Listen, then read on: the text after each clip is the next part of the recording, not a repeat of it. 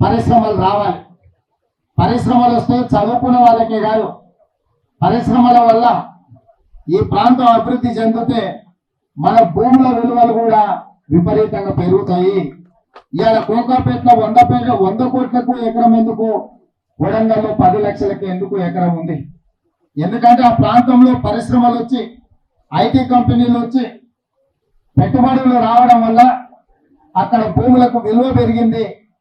దాంతో అక్కడ ఉండే రైతులందరూ కూడా ఇవాళ పెద్ద శ్రీమంతులైన.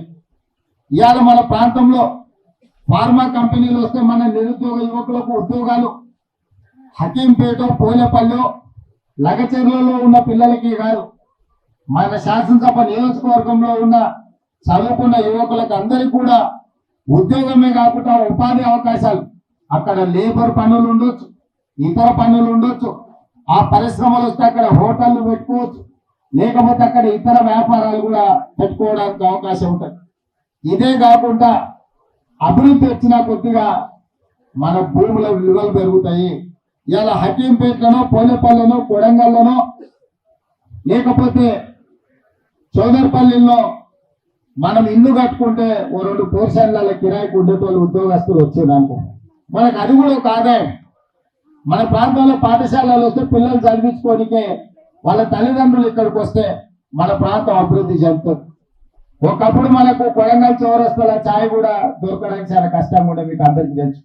100 రూపాయలు ఉన్నాయంటే పరికన్న వాళ్ళు తాండూరు కన్న పోవాలి.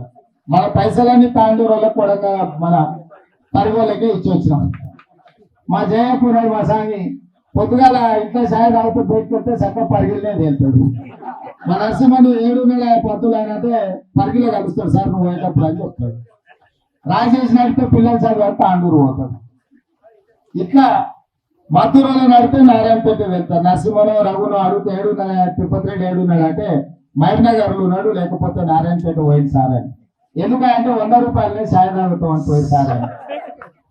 అంటే 100 రూపాయల చేపలు ఉంటే కూడా మనం పరిగికో, తాండూరుకో, నారాయణపేటకో, మహబూబ్నగర్కో ఇక దగ్గర వాళ్ళు ఉంటే ఈ పక్కలో సేలం పోయేటోళ్ళు. ఎందుకు? ఆ ప్రాంతంలో పరిశ్రమలు వచ్చి, ఆ ప్రాంతంలో కాలేజీలు వచ్చి, ఆ ప్రాంతంలో ఇతర ఆసుపత్రులు రావడం వల్ల ఈరోజు ఆ ప్రాంతాలు అభివృద్ధి చెందినాయి కాబట్టి మనం పోయినాం. నేను అడిగేది ఒకటే, ఇక్కడ నాకు భూములు లేవు, నేను ఇక్కడ వ్యాపారం చేసేది లేదు. ఇన్నాళ్ళు కష్టాలలో ఉన్నప్పుడల్లా మీరు ఎంబడి ఉన్నారు.